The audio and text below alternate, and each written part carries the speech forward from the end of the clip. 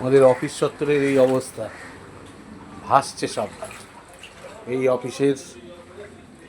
অফিসের মেশিন রুমের মধ্যে জল ঢুকেছে, একদম ঝনকাটের এ যা জল, এরকম সব অনেক মালপত্র নষ্টও হয়েছে। চারিদিকে জল আর জল।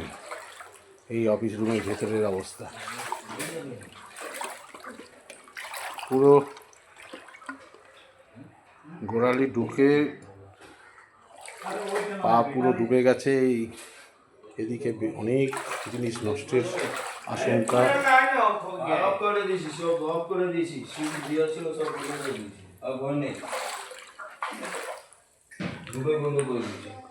মেশিন রুমের অবস্থা কি দেখো, মেশিনও জলের মধ্যে, অনেক প্লেট, ভিনাইল, রোল সব নষ্ট হয়েছে।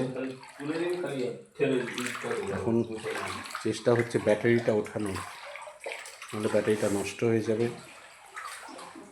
সঞ্জয়দা আর চন্দনদার চেষ্টা করছে,